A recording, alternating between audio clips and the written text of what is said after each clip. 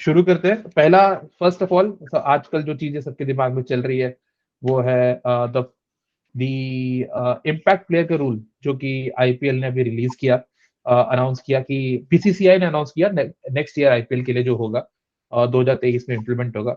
ये रूल पिछले साल 2022 में बीसीसीआई ने सैयद मुश्ताक अली ट्रॉफी में टेस्ट किया और डोमेस्टिक टूर्नामेंट ने 1 साल के लिए, और अब इसको आईपीएल, मेन आईपीएल में लेके आए हैं। काफी सिमिलर है ये पहले सुपर सब के रूल से, जो इंटरनेशनल क्रिकेट में लोगों ने सुना होगा। और बीबीएल में भी इस तरह का एक रूल चल चुका था, बट उसको फिर स्क्रैप कर दिया गया, हटा दिया गया उस रूल को। तो पहले देखते हैं कि लाइक बेसिकली रूल क्या है। तो क्या है कि अब टीम तो बेसिकली 11+4 के नाम अनाउंस होंगे, और ये चारों होंगे इम्पैक्ट प्लेयर के नॉमिनेशन। और इन चारों में से ये चारों इम्पैक्ट प्लेयर्स इंडियन ही हो सकते हैं, अनलेस आपकी टीम में, आपकी प्लेइंग इलेवन में पहले से ही 3 ही फॉरनर्स हैं, राइट। तो किसी भी पॉइंट पे फॉरनर्स का जो कोटा है वो आप एक्सचेंज नहीं कर सकते। और ये इम्पैक्ट प्लेयर का रूल बेसिकली आप समझ लीजिए ऐसा है कि हर इनिंग में 14 ओवर से पहले दोनों टीमों के पास ऑप्शन है कि वो किसी भी प्लेयर को अपनी टीम में इम्पैक्ट प्लेयर से रिप्लेस कर सके, राइट। तो वो बैट्समैन आउट हुआ बैट्समैन भी हो सकता है, और वो प्लेयर वो भी हो सकता है कि जिसकी बैटिंग अभी ना ही हो। वो प्लेयर वो भी हो सकता है जिसके 4 ओवर खत्म हो चुके हो, है ना। और वो प्लेयर वो भी हो सकता है जिसकी 4 ओवर अभी शुरू हुए ना हो, है ना। तो और दोनों दोनों इनिंग में 14 ओवर से पहले दोनों कैप्टन के पास ये ऑप्शन रहेगा कि वो अपने इम्पैक्ट प्लेयर को मैच में लेके आए, पर एक ही बार ला सकते हैं। तो अगर आपने फर्स्ट इनिंग में एक इम्पैक्ट प्लेयर को लेके आ गए अपनी टीम में, तो फिर that is the impact player, आपका वही रहेगा। You don't have the option, आपके पास ये ऑप्शन नहीं रहेगा कि सेकंड इनिंग में आप दूसरा इम्पैक्ट प्लेयर अपनी टीम में लेके आए। सेम फील्डिंग की टीम के ऐसे कैप्टन के साथ भी ये रहेगा। और जो प्लेयर को आप रिप्लेस करेंगे, जैसे फुटबॉल में सब्स्टिट्यूशन होता है, एक बार आपने फुटबॉल में सब्स्टिट्यूशन कर दिया, उसके बाद आपका जो रिप्लेस प्लेयर है, जिस प्लेयर को अपने फील्ड पे से उतारा है, वो आगे गेम में कोई भाग नहीं लेगा, और he will be replace completely by the player that is coming in, है ना। और तो ये बेसिक बेसिक ये रूल्स हैं, और इन रूल्स को है तो मतलब इतना कॉम्प्लिकेटेड सिस्टम नहीं है, बट थोड़े थोड़े सिचुएशंस हैं, जैसे कि जिसमें जो कि हम लोग अलग अलग सिनेरियोस के थ्रू उनको समझा सकते हैं, राइट। जैसे कि तो मानिक, आपको क्या लगता है ये कैसा रूल है, और क्या इज इट टू कॉम्प्लिकेटेड, या फिर को समझना मुश्किल है, क्या चक्कर है इसका? मैं ये तो नहीं बोलूंगा समझना मुश्किल है, थोड़ा स्ट्रेट फॉरवर्ड ही है। मुझे इतनी कॉम्प्लेक्सिटी इस रूल में तो नहीं लगती, क्योंकि सिंपल सा बात यह है कि instead of 11 players there could be one extra player जिसको आप सब्स्टिट्यूट कर सकते हो और ला सकते हो। एक बार आपने सब्स्टिट्यूट कर दिया तो जो प्लेयर चला गया वो दोबारा मैच में कभी भी किसी भी तरह से पार्टिसिपेट नहीं कर सकता, not even as a substitute fielder या प्लेयर। ठीक है, पहले तो ये। उसके बाद कुछ चीजें इसमें सिमिलर हैं जो मैं हाईलाइट करना चाहूंगा। कुछ साल पहले आईसीसी में एक रूल आया था सब्स्टिट्यूट प्लेयर का, जिसमें एक एडिशनल आप सब्स्टिट्यूट प्लेयर ला सकते हो टीम में। उससे ये रूल थोड़ा सा फ्लेक्सिबल है, क्योंकि उस टाइम पे सिर्फ आप एक प्लेयर अनाउंस करते थे, यानी कि आप 12 प्लेयर का अनाउंसमेंट करते थे, और अगर आपको लगता था कि आपको सब्स्टिट्यूट करना है तो आप सब्स्टिट्यूट करते थे। यहाँ पर फ्लेक्सिबिलिटी ये है कि आप 4 लोगों को अनाउंस करते हो एज अ सब्स्टिट्यूट।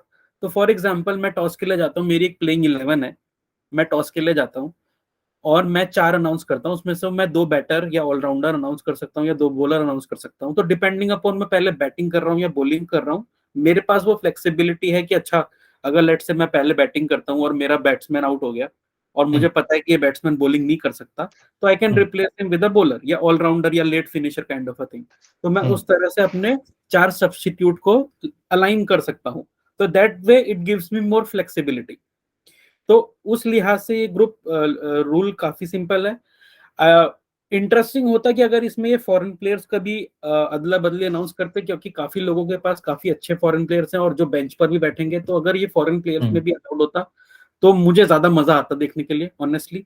जब हम आज के दौर में या पिछले साल से हम देखें कि जब से 10 लोगों का आईपीएल का झुंड हुआ है, मेरे हिसाब से थोड़ा सा डाइल्यूशन पहले आ गया। आप जब प्लेइंग 11 देखते हैं तो आप उसमें ऑल खाली अगर इंडियन पॉपुलेशन को देखें, इंडियन प्लेयर्स को देखें, तो इतने बैकअप्स नजर नहीं आते जितने फॉरेन प्लेयर्स की कैटेगरी में आपके पास बेंच पे बैठे हुए लोग दिखते हैं। तो मेरे हिसाब से बेंच वाले फॉरेन प्लेयर्स का substitution would have been exciting, शायद आने वाले सालों में वो देखने को मिले, लेकिन अभी फिलहाल सिर्फ इंडियन सब्स्टिट्यूट ही अलाउड है। That is one point to be noted. Foreign player का सब्स्टिट्यूशन आप कर सकते हो प्रोवाइडेड कि आप 3 ही फॉरेन प्लेयर्स के साथ मैदान में उतरो। So, आपकी प्लेइंग 11 में अगर 3 ही प्लेयर हैं फॉरेन प्लेयर के, दैट इट्स तभी आप चौथे फॉरेन प्लेयर को टीम में ला सकते हो। At any point 5 foreign players के साथ आप मैच नहीं खेल पाओगे। That is a key thing to remember. जो आपका इम्पैक्ट प्लेयर होगा, वो मैं एक और बात बोलना चाहूंगा, वो एज कैप्टन एक्ट नहीं कर सकता। तो अगर आपका कैप्टन बाहर जाना चाहे और सब्स्टिट्यूट आप इम्पैक्ट प्लेयर से करना चाहते हो, तो किसी और को टीम में कैप्टनसी करनी पड़ेगी, इम्पैक्ट प्लेयर कैप्टनसी नहीं कर सकता। तो ये कुछ चीजें हैं। 14 ओवर वाली बात आयुष ने पहले ही बता दी कि किस ये आप सब्स्टिट्यूट कभी भी कर सकते हो, यानी कि आपका ओवर खत्म हुआ तब कर सकते हो, आपका बैट्समैन आउट हुआ तब कर सकते हो, आपका बैट्समैन रिटायर हर्ट हो गया तब भी सब्स्टिट्यूट कर सकते हो, इनिंग्स खत्म होने के बाद तो कर ही सकते हो, लेकिन 14 ओवर के अंतर्गत ही करना होगा, फर्स्ट इनिंग्स या सेकंड इनिंग्स में। लास्ट के 6 ओवर्स में आप सब्स्टिट्यूशन को नहीं ला सकते। तो ये कुछ इंपॉर्टेंट बातें हैं इम्पैक्ट प्लेयर्स की। अब ये कैसे इम्पैक्ट करता है, कुछ सिनेरियोज मैं प्रेजेंट करना चाहता हूं जो हमने बात करी है। हम एग्जाम्पल के तौर पे आरसीबी को लेते हैं फॉर एग्जाम्पल। जैसे हमने पहले भी बात करी अपने ऑक्शन के, हमने जो वीडियो बनाई थी और हमने प्लेइंग 11 डिस्कस की थी और हमने बात करी थी आरसीबी फॉर एग्जाम्पल, उनका जो लोअर मिडल ऑर्डर है वो थोड़ा उतना वेपन उतना वो नहीं है, उतना लीथल नहीं दिख रहा है, राइट। उसमें उतना दमखम नहीं दिख रहा है। उसमें आपको शाहबाज अहमद दिखेंगे, उसमें आपको दिनेश कार्तिक दिखेंगे जो कि अच्छी बैटिंग करते हैं लेकिन ऑन एंड ऑफ खेलते हैं, उसमें आपको महिपाल लोमरोड दिखेंगे। पर ये लोगों को आप ऐसा नहीं बोल सकते कि इनमें वो दमखम है जो हर बार आपको उतने छक्के लगा कर दे फॉर एग्जाम्पल, राइट। लेकिन on the top of the order आपके पास ऐसे बैट्समैन हैं, जैसे आपके पास रजत पाटीदार हो गया, अगर वो प्लेइंग 11 में खेल रहे हैं तो ऊपर से अगर रजत पाटीदार जल्दी आउट हो गया फॉर एग्जाम्पल और आपको एक लेट फिनिशर की जरूरत है, तो आप आप सुयश की तरफ देख सकते हो, सुयश प्रभु देसाई फॉर एग्जाम्पल। क्योंकि सुयश प्रभु देसाई थोड़ा सा अटैकिंग बैट्समैन है, उसने जितने भी लिमिटेड मैचेस खेले 2022 में अच्छी अटैकिंग बैटिंग स्किल दिखाई है। He could be that replacement. या आप अनुज रावत को भी ला सकते हो, थोड़ा सा फॉर्मेडेबल बैट्समैन है। तो ये कुछ इस तरह के चेंजेस किए जा सकते हैं अगर आरसीबी बैटिंग करे, तो ये एक एग्जांपल है। या फिर आप स्टार्टिंग में उतरे हो एज अ बैटिंग को लेकर, आपको लगता है कि आपके पास एक एडिशनल बॉलर की जरूरत है, तो सिद्धार्थ कौल के रूप में आरसीबी के पास एक अच्छा बॉलर है, तो वो सेकंड इनिंग्स में आरसीबी सिद्धार्थ कौल को ला सकती है। तो this kind of changes are okay. मेरी शिकायत इस रूल से ये है कि ये रूल, अगर जो प्लेइंग 11 की हम बात करते हैं और जो प्लेइंग 11 और ये 4 प्लेयर की यानी 15 प्लेयर की अनाउंसमेंट है, ये टॉस के टाइम पे है। अगर ये अनाउंसमेंट टॉस के बाद होती तो काफी ज्यादा सिग्निफिकेंट फायदा होता है इस रूल का, मुझे देखने को ऐसा लगता है।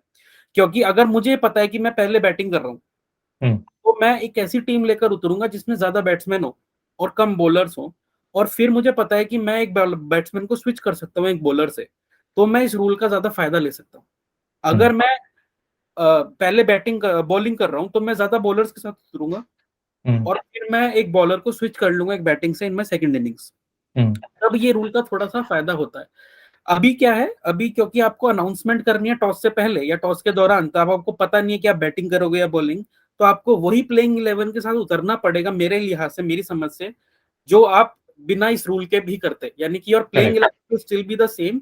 और पर 4 ऑप्शन आपको ये दे देते हैं, ये फ्लेक्सिबिलिटी दे लेते हैं कि चलिए मैं किस प्लेयर को चेंज करूं। अगर मेरी पहली बैटिंग आ गई और मेरा टॉप बैट्समैन आउट हो गया, तो अब मैं एक ऑलराउंडर या एक बॉलर को ला सकता हूँ सेकंड इनिंग्स खेलने के लिए। तो वो फ्लेक्सिबिलिटी जरूर है, लेकिन हाँ, मैं पसंद करता कि अगर ये अनाउंसमेंट टॉस के बाद होती तो ज्यादा फायदा होता टीम को। हाँ, जैसे मुझे आई थिंक मेन जो है इसमें 2 बातें हैं। एक तो ये कि बीसीसीआई ये बिल्कुल करना चाहते हैं कि आप 4 से ऊपर फॉरेन प्लेयर किसी भी हालात में ना खिला पाओ, क्योंकि इस रूल में सुपर सब जो हम पहले बात करें काफी सिमिलर रूल था आईसीसी का, उससे काफी डिफरेंस है इस रूल में इम्प्लीमेंटेशन में। जैसे फॉर एग्जांपल आप समझ लीजिए सूर्य कुमार यादव है, ठीक है, मुंबई इंडियंस के लिए तो उसने बैटिंग करी और सूर्या ने आपके टीम के लिए समझ लीजिए 2 रन बनाया है ना, और वो जल्दी आउट हो गए, और आपकी टीम में, आप अपनी टीम में तिलक वर्मा को नहीं खिला रहे थे, राइट? पर तो आपका स्कोर हो गया कुछ 26 पे 4, है ना? तो आप क्या कर सकते हो, सूर्य कुमार यादव को ही रिप्लेस कर सकते हो, जो कि आउट हो चुका है बैट्समैन, टीम में आउट हो चुका है बैट्समैन। और तो आपके पास समझ लीजिए आपकी बॉलिंग में रिप्लेसमेंट नहीं हो रहा है, और वो आके बैटिंग कर सकता है नंबर 6 पे, है ना? Tilak Varma he can come in at bat and number 6 instead of Suryakumar Yadav. और आपके जो 5 बॉलर जो आपने पहले से ले रखे थे मुंबई ने, वो इफेक्ट नहीं होंगे। तो उससे क्या होगा कि टेक्निकली आपका एक बॉलर बैटिंग नहीं करेगा, पर आपकी बॉलिंग पे इम्पैक्ट नहीं पड़ेगा, आपकी बॉलिंग कमजोर नहीं होगी। आप अभी भी 5 बॉलर के साथ खेल सकते हो, आपके पास पूरी चांस है कि आप अपना स्कोर डिफेंड करो। पर आपको एक मौका मिल गया तिलक वर्मा का यूज करके कि आप अपने एक स्कोर खड़ा कर दिया अपने सूर्य कुमार यादव की जगह, ठीक है? सेम चीज अप्लाई होती है, जैसे आप हम लोग देखेंगे जब उमेश यादव खेलते हैं, ठीक है? तो Umesh Yadav at the top of the order is a much better bowler, है ना? और उन्होंने हमेशा प्रूव किया है कि जब वो ओपनिंग बॉलिंग करते हैं तो वो ज्यादा अच्छी बॉलिंग करते हैं, है ना? या और पर क्योंकि जब वो टीम में खेलते हैं तो सीनियर बॉलर हैं, उनसे एक्सपेक्टेशन है कि वो 4 ओवर ऊपर डाल के जाएं, और फिर 2 ओवर ऊपर डालें और 2 ओवर एंड में डालें, राइट? क्योंकि हर फास्ट बॉलर से एक्सपेक्ट किया जाता है, राइट? और वो केकेआर की तरफ से हैं, आप देख लीजिए उमेश यादव से वो 2 ओवर डलवा के ऊपर। अब केकेआर क्या कर सकता है, उनसे 4 ओवर ऊपर डलवा के 8 की स्पेल में उनको एक बॉलर से ही रिप्लेस कर सकता है, जो कि 4 ओवर और डाल सकता है दूसरे एंड से, मतलब टुवर्ड्स द एंड, वो इज अ बेटर आपका डेथ बॉलर, राइट? तो आपको अगेन, अगर आपके पास 4 बॉलर थे, आपको 5 का इफेक्ट मिला, और आपने 8 ओवर डलवाए बेसिकली एक बॉलिंग पोजीशन से, है ना? और आपके आपके पूरे ऑर्डर पे कोई फर्क नहीं पड़ा। तो ये रूल उसमें ज्यादा कॉम्प्लिकेटेड है, लेकिन पहले सब कुछ सुपर सब में क्या था, अगर आप किसी सचिन तेंदुलकर को आरपी सिंह से रिप्लेस कर रहे हो, है ना, और तेंदुलकर ऑलरेडी 4 ओवर डाल चुका है, तो आरपी सिंह 6 ही ओवर डाल सकता है ना? और अगर सचिन आउट हो गया है तो आरपी सिंह आके बैटिंग नहीं कर सकते, बिकॉज बाकी पूरा ऑर्डर वही का वही रहता था सेम। तो इसीलिए आई थिंक वो रूल, क्योंकि सब्सटीट्यूशन ज्यादा पावरफुल है ना? आप लाके बिल्कुल गेम बदल सकते हो, आप बिल्कुल एक एक एक्स्ट्रा बैट्समैन ऐड कर लिया अपनी टीम में, बेसिकली आप 12 लोग खिला सकते हो अपनी टीम में इफेक्टिवली, है ना? जो कि बैटिंग बॉलिंग कर रहे हैं, है ना? ये है कि विकेट आपके पास, जैसे हम लोग गली क्रिकेट में खेलते थे, 12-12 लोगों की टीमों के, बैटिंग सबकी नहीं आएगी, पर खेलेंगे 12 लोग, है ना? कुछ बॉलिंग करेंगे, कुछ बैटिंग करेंगे, पर पूरी 12-12 लोगों की टीम बनेगी। तो इसलिए ये रूल ज्यादा पावरफुल है आईसीसी सुपर सबसे। और मुझे लगता है, मेरे ख्याल से ये जो बात है ना, ये टॉस के टाइम पे रिलीज करने वाली बात, कि टीम पहले, हम लोग पहले ही बात कर चुके हैं और आगे हम लोग करेंगे भी, कुछ आईपीएल लीग्स में ये रूल को चेंज किया जा रहा है। आई थिंक अभी क्या है कि इस रूल को टेस्ट किया जाएगा, है ना? और अगर इस रूल को सही से इम्प्लीमेंट किया जाता है, लोग देखते हैं कि हाँ इसमें स्कोप है, तो मे बी वो वाली बात भी लाई जाए कि हाँ टॉस के बाद आप दो टीम प्लेइंग 11 लेके जाओ, आप एक बॉलिंग के लिए, एक बैटिंग के लिए। अगर आप टॉस हारते हो तो आप बैटिंग 11 खिलाओ, और सॉरी, आप टॉस हारते हो तो आप, अगर आपकी बॉलिंग है तो आप बॉलिंग 11 खिलाओ, आपकी बैटिंग है तो बैटिंग 11 खिलाओ, है करेक्ट। ना? मतलब that is like, for me that is one and the same thing कि आप प्लेइंग 11 टॉस के बाद अनाउंस करो, या फिर करेक्ट। आप दो दो दो टीम लेकर जाओ, एक आपकी बैटिंग टीम हो गई प्लेइंग 11 अगर बैटिंग पहले आती है, और एक आपकी प्लेइंग 11 होगी अगर बॉलिंग पहले आती है। हम्म। दो ये तीन चीजों में और इम्पैक्ट यूज हो सकता है। कितना इस सीजन यूज होगा, लोग यूज कर पाएंगे, वो देखना होगा। लेकिन पहला ये है कि टैक्टिकल, यानी मैचअप्स की हम बात करते हैं, और मैचअप्स आजकल काफी ज्यादा चर्चा में रहते हैं, इसलिए मैं बात करना चाहता हूँ कि वहां पर भी इम्पैक्ट प्लेयर का अच्छा यूज हो सकता है। इसका एक अच्छा एग्जाम्पल है कि आपका संजू सैमसंग है, for example. Sanju Samsung has always struggle against Wanindu Hasaranga, ठीक है? हम्म। तो अगर वनिंदु हसरंगा डाल रहा है और हमको पता है कि भाई संजू सैमसंग की बैटिंग है, तो वहां हम्म। पर इम्पैक्ट प्लेयर का इस्तेमाल किया जा सकता है। एक लेफ्ट हैंडेड को इम्पैक्ट प्लेयर भेजा जा सकता है in place of batsman who is already out, ताकि संजू सैमसन थोड़ा नीचे बैटिंग कर सकें। मतलब ये एक जस्ट एग्जांपल है कि कैसे आप टैक्टिकली इम्पैक्ट प्लेयर का यूज कर सकते हो। अगर आपकी टीम में आपको दिख नहीं रहा है कोई लेफ्ट हैंडेड बैट्समैन, और आपको जरूरत है कि ज्यादा स्पिनर आ गए हैं, यानी लेग स्पिनर आ गए हैं, और आपको लगता है कि उनको चार्ज लेने के लिए टीम एक एक लेफ्ट हैंडेड बैट्समैन की जरूरत है, तो you hmm. Can always shuffle कि ऊपर से कोई आउट हो गया, उसकी जगह किसी लेफ्ट हैंडेड को खिला लिया, और हम्म। उसके लेग स्पिनर के ओवर खेल गए, तो it becomes easy for your upcoming batsman, या आपके जो मेन बैट्समैन है उसको नीचे आके खेलने में आसानी हो सकती है। तो ये हम्म। कुछ मैचअप से टैक्टिकल डिसीजंस हैं। इनिशियली मुझे लगता है टीम पहले इस रूल को समझने की कोशिश करेंगे, सो आई डोंट थिंक कि इतने टेक्निकल डिसीजंस या मैचअप्स के बारे में टीम सोचेंगी initially, that's what I feel. I दूसरी थिंक जैसे हाँ, अश्विन ने रिटायरमेंट का वो लिया था ना, रिटायर हेड हुए थे वो लास्ट ईयर आईपीएल में, ताकि राइट, पराग आ सके बैटिंग करने के लिए, and they turn out to be good decision. उस तरह के टैक्टिकल डिसीजन, उस तरह का टैक्टिकल माइंड चाहिए। आई थिंक धोनी जैसा बंदा जो है, जो कि ऑलरेडी 15 मतलब अपनी टीम में ही वो 8 बॉलर 9 बैट्समैन लेके चलते हैं बेसिकली, है ना। तो उन वो अगर आते हैं, इस रूल को इम्प्लीमेंट करते हैं, आई थिंक वो सही रहेंगे इस रूल को इम्प्लीमेंट करने में। हाँ, जैसे मुझको लगता है जैसे विराट कोहली एक बैट्समैन, एक कैप्टन है, वो comes in with a fast playing 11, उनका स्टैंडर्ड टेम्पलेट होता है कि मुझे इतने बॉल इतने बैट्समैन चाहिए। तो मे बी उनके लिए इसको पकड़ना समझना थोड़ा टाइम लगे, पर विराट तो इस बार कैप्टन नहीं है, फाफ है, तो हो सकता है फाफ कुछ अलग इम्प्लीमेंट इसको पकड़ पाए रूल को। पर मुझे लगता है जैसे अश्विन की राजस्थान रॉयल की टीम है और धोनी की जो टीम है चेन्नई, दे ये लोग इस रूल को अच्छा इम्प्लीमेंट करेंगे। मे बी गौतम गंभीर, मुझे लगता है Gautam Gambhir has a great tactical mind when it comes to cricket. तो हाँ। वो दोनों वो ये 3 टीमें अच्छे से इंप्लीमेंट कर पाए और बाकी टीमें थोड़ा टाइम लगाएं कैप्चर करने में। बिल्कुल, मुझे ऐसा भी लगता है कि इस रूल का वो टीम ज्यादा फायदा उठा पाएंगे जिनके पास बेहतर इंडियन ऑलराउंडर्स हैं। इसीलिए ऑक्शन की जब हमने डिस्कशन की तब भी मैं ये चीज हाईलाइट करता आ रहा था, क्योंकि ये चीज फिगर आउट करना, जैसा कि मैंने बोला कि टॉस में आप बैटिंग करेंगे बॉलिंग करेंगे डिफिकल्ट है। तो जो आपका प्योर बैट्समैन है या प्योर बॉलर है, वो आप तभी यूज कर पाओगे जब things fail in place, right. मतलब या तो वैसे तो आप कर ही सकते हो कि भाई मैं पहले बैटिंग करूं या बॉलिंग करूं, मैं एक बैट्समैन को हटा दूंगा अगर मैंने पहले बैटिंग करी और बॉलर को ले आऊंगा। पर बेटर यूज मुझे तब भी यही दिखता है कि अगर मेरे जल्दी बैट्समैन आउट हो गए, जैसे कि हम अगर आप अ, अगर आप दिल्ली की भी बात करो, दिल्ली में लेट से ललित यादव की प्लेइंग 11 में जगह नहीं बनती, और ऊपर से आप पता है कि आप पृथ्वी शॉ को खिला रहे हो, और जो पृथ्वी शॉ जो है वो बॉलिंग नहीं करता, राइट।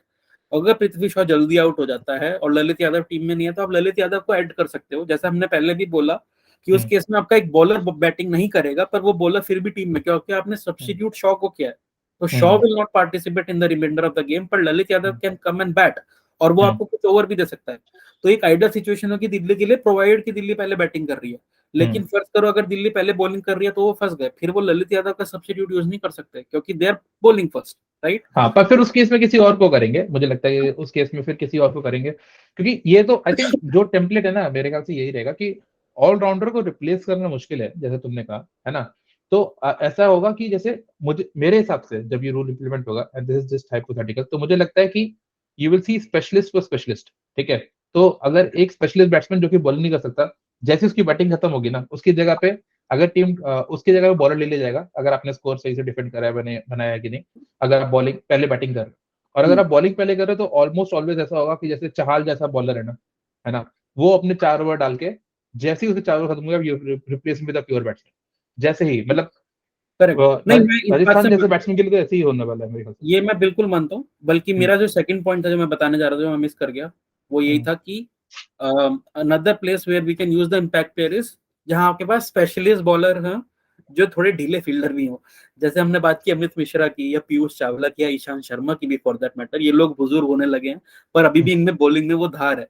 तो आप इनको खिला सकते हो एज एन इम्पैक्ट प्लेयर कि भाई तू 4 ओवर, ये इनको लेकर ही आप इम्पैक्ट प्लेयर में आओ कि भाई मैं अगर हम्म, बैटिंग फर्स्ट करके बैटिंग सेकंड बॉलिंग सेकंड कर रहा हूँ, तो हम्म, मैं तब लेकर आता हूँ इनको एज एन इम्पैक्ट प्लेयर कि भाई हम्म, तू अपना कोटा डाल और चला जा। या फिर मैं अगर मैं बॉलिंग भी फर्स्ट कर रहा हूँ, मैं अपनी टीम में इनको लेकर आता हूँ, इनसे हम्म, बॉलिंग करा देता हूँ, और फिर इनका कहता हूँ कि भाई आपका काम पूरा हो गया, ठीक है, थैंक यू वेरी मच, आप जा सकते हैं, and hmm, bring a youngster in the centre. तो उस तरह के हम्म, डिसीजन है जो लिए जा सकते हैं यूजिंग द इम्पैक्ट प्लेयर। हमने काफी सारी एग्जांपल्स के तौर पे अपने दर्शकों के लिए बात कर ली कि कहाँ कहाँ ये इस्तेमाल हो सकता है rule. Hmm. I think we are good there. बिल्कुल, हाँ, मुझे लगता है इम्पैक्ट काफी और काफी अच्छे से हम लोग ने इस बारे में बात करी है, और इतना कॉम्प्लिकेटेड है नहीं जितना शुरुआत में लगता था। और मुझे लगता है इसकी पॉसिबिलिटी सक्सेसफुल होने की ज्यादा है, क्योंकि इसमें ज्यादा मौका मिलता है इम्पैक्ट प्लेयर को अपना कंट्रीब्यूशन देने का, पूरे मतलब ऑलमोस्ट पूरे मैच का कंट्रीब्यूशन है ना। बस एक छोटा सा एक रूल का पॉइंट मेरे ख्याल से हम लोग थोड़ा मिस कर गए, कि ये कि इम्पैक्ट प्लेयर को 14 ओवर से पहले ला सकते हैं, विकेट गिरने पे, रिटायर्ड हट होने पे, या फिर ओवर खत्म होने पे, है ना। तो बैटिंग टीम जो है उसके पास तो ऑप्शन है कि बैट्समैन आउट हुआ, रिटायर्ड हट हुआ, then he can they can send in the super sub, sorry, impact player as a replacement over बिल्कुल। के बीच में।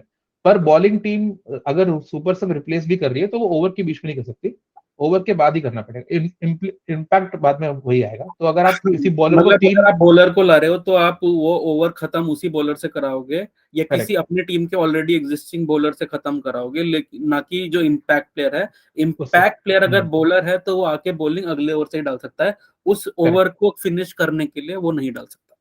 करेक्ट। हाँ, तो ये छोटा सा एक और वो है, मतलब आई थिंक ये सब कॉम्प्लिकेशंस हैं नए रूल्स के साथ। हम लोग थोड़ा स्ट्रगल करेंगे और धीरे धीरे इन रूल्स को समझने लगेंगे। जैसे कि वो बीबीएल का कैच था जो कि नेल्सन ने लिया, काफी कॉम्प्लिकेटेड था।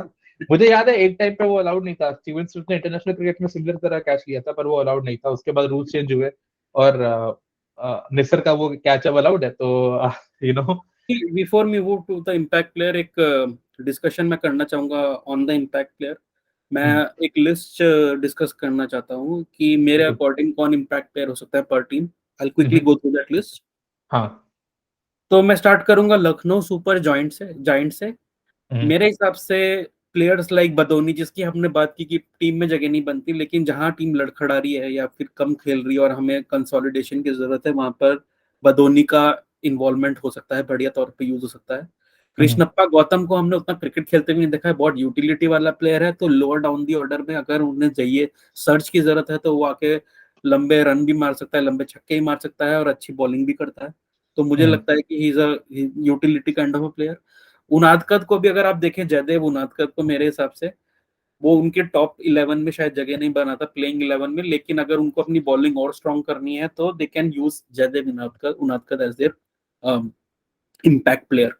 गुजरात टाइटंस की अगर मैं बात करूं तो हम शायद पहले भी बात कर चुके हैं कि विजय शंकर या प्लेयर्स लाइक इवन आपके Jayant Yadav, these are allrounder. Vijay Shankar being a bit of a batting allrounder, Jayant Yadav being a bowling allrounder, तो they can be announced as impact player और उनकी यूजफुलनेस वहां बढ़ सकती है कि ऊपर से आपके अच्छे बैट्समैन आउट हो गए और आपको फिर से रन की जरूरत है नीचे डाउन द ऑर्डर, तो आपने विजय शंकर का इंक्लूजन कर लिया फॉर एग्जाम्पल टीम।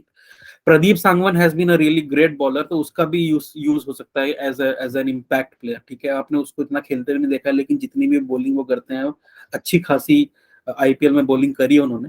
तो ये कुछ नाम है जो मैं सोच सकता हूँ कि इम्पैक्ट प्लेयर के रूप में यूज हो सकते हैं। अगला है पंजाब। पंजाब के बारे में मैं जब सोच रहा था तो थोड़ी सी टीम उनकी मुझे पहले से ही हल्की लग रही थी, तो उसमें इम्पैक्ट प्लेयर का रोल बढ़ जाता है। राज बाबा फॉर एग्जांपल, राइट, राज बाबा एक ऐसे हैं जो काफी तेजी से नीचे आके रन बना सकते हैं, अगर उनकी स्टार्टिंग प्लेइंग 11 में जगह नहीं बनती तो ही can be their impact player. या ऋषि धवन भी फॉर एग्जांपल, गुड ऑलराउंडर, उसको अगर खिला नहीं रहे हैं तो ही can be their impact player. फिर हम एसआरएच की बात करते हैं, सनराइजर्स हैदराबाद की, तो उनके पास बैटिंग में तो मेरे को हमेशा से ही कमी लगी है, तो मुझे बैटिंग में इतने नाम नहीं आते। कार्तिक त्यागी या नटराजन फॉर एग्जांपल आते हैं कि अगर वो टीम का हिस्सा नहीं है तो they can always add more weapons to their already strong bowling lineup by including these two guys. Abdul Samad, अगर वो शायद, मुझे लगता है कि अब्दुल समद टीम का तो हिस्सा होंगे, लेकिन अगर वो किसी वजह से नई जगह बना पा रहे हैं स्टार्टिंग में तो ही can be their impact player as well. Next I have Rajasthan Royals. Rajasthan Royals में मेरे पास है कुलदीप सेन। कुलदीप सेन ने काफी अच्छी परफॉर्मेंस करी है 2022 आईपीएल में, मेरे को काफी पसंद करा, इम्प्रेस किया उन्होंने। तो ही can be their impact player. Navdeep Saini injury के बाद आ रहे हैं but he still very good, लेकिन वो किसी वजह से शायद क्योंकि उनके पास ऑलरेडी अच्छी फास्ट बॉलिंग अटैक है आर के पास, वो प्लेइंग 11 में जगह नहीं बनाते, but if he is there, जिस स्पीड से वो बॉल डालते हैं अलॉन्ग विद प्रसिद्ध कृष्णा, मेरे हिसाब से तो उनकी बॉलिंग और बहुत ही बेहतर हो जाएगी। और अब जेसन होल्डर भी उनके पास है, तो it will be really good to see Navdeep Saini अगर वो as an impact player add हो जाए। या फिर they also have M Ashwin, right. आप देख रहे हो कि Ravichandran Ashwin will make to the playing 11, लेकिन अगर टर्निंग ट्रैक्स और आपको एक और स्पिन ऑप्शन की जरूरत है तो you can always add Murugan Ashwin. या फिर कोई बॉलर चोटिल होता है या किसी वजह से, तो भी आप मुरुगन अश्विन का इस्तेमाल कर सकते हैं। केकेआर के पास भी कुछ ऑप्शंस हैं। मनदीप सिंह उन्होंने खरीदा इस बार, तो मनदीप सिंह आपकी प्लेइंग 11 में इनिशियली जगह नहीं बनाता, बट आज भी मुझे लगता है कि he is a very good batsman. बहुत ही अच्छा मिडिल ऑर्डर बैट्समैन भी है, ओपनर बैट्समैन भी है, तो ही can be used at multiple places. Vaibhav Arora इन्होंने खरीदा है। वैभव अरोड़ा के पास अच्छा पेस है, बढ़िया बॉलिंग करता है, अलोंग विद खजरोलिया ऑल्सो। खजरोलिया बहुत बढ़िया बॉलर लगता है मेरे को। तो वो उनके कुछ ऐसे ऑप्शंस हो सकते हैं जो वो अपनी बॉलिंग से रिप्लेस करें। इनके पास एक काफी अच्छा ऑलराउंडर भी है, अनुकूल Roy, who can be again a very good impact player. कि भाई मैंने जैसे बोला, ऑलराउंडर की जरूरत हमेशा पड़ सकती है, ऊपर से विकेट करे तो नीचे आके बैटिंग भी कर सकता है, बाद में आपको ओवर्स भी दे सकता है। तो अनुकूल Roy can be that impact player. Delhi में अगर मैं बात करूं तो सकारिया हो गया, नगरकोटी हो गया, या इवन ईशांत शर्मा की हमने जैसे बात करी कि ये कुछ ऐसे बॉलर्स हैं जो प्लेइंग 11 में जगह नहीं बनाते, पर दे कैन बी यूज। यश धूल की जगह नहीं बनती, पर हमारा अंडर 19 विनिंग कैप्टन है, तो मैं तो काफी इम्प्रेस हूँ उस बैट्समैन से। अच्छा कॉम्पैक्ट प्लेयर है, बढ़िया रन, तेजी से भी रन बना सकता है, यंगस्टर है, तो फील्ड में भी जान लगा सकता है।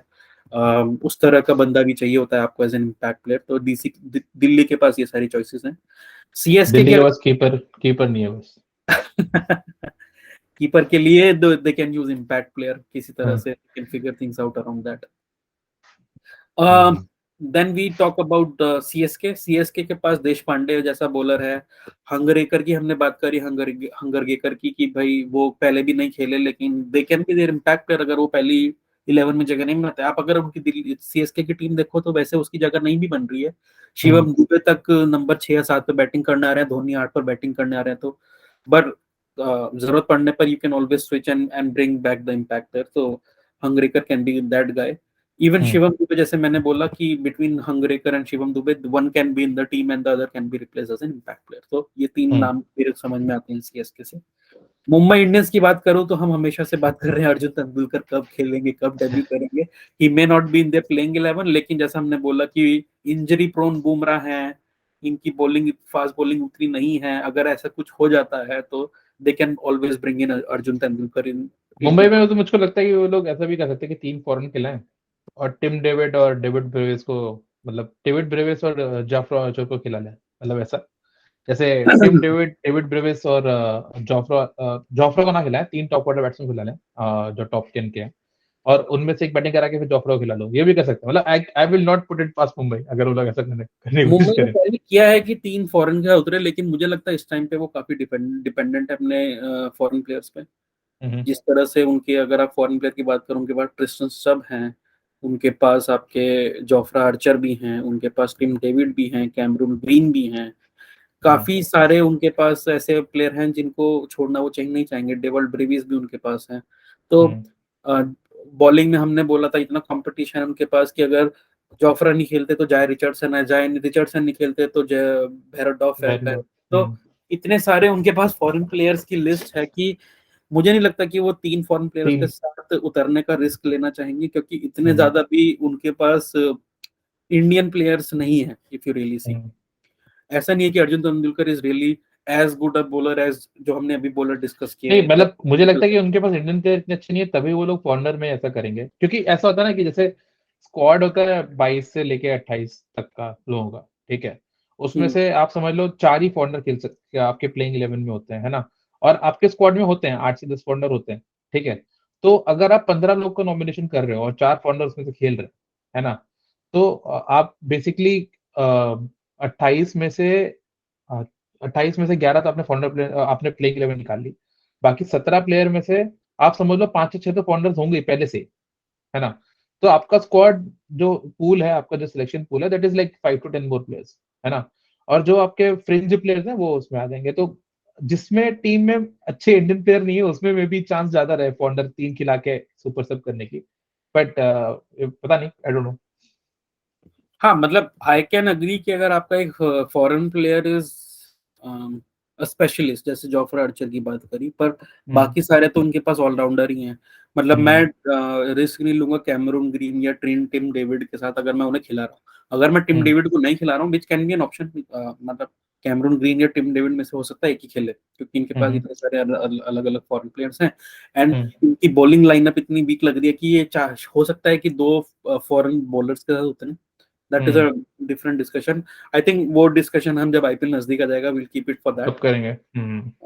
बट अभी के लिए दूसरा ऑप्शन मेरे पास मुंबई के इंडियंस के लिए था पीयूष चावला। जैसे मैंने बोला कि जो प्लेयर्स आपके tailor made, skill tailor made है इस रूल के प्लेयर हैं, लिए। लेकिन आपको फील्डिंग में उतना एफर्ट नहीं दे सकते, वो तो definitely they can use as an impact player.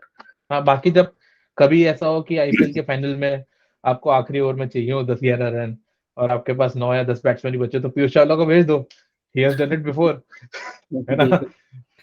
Last मेरे पास आरसीबी है। आरसीबी में मैं सुयश प्रभु देसाई का नाम पहले ही एग्जांपल के तौर पे बोल चुका हूँ, और अनुज रावत भी मुझे लगता है कि as an impact player use कर सकते हैं।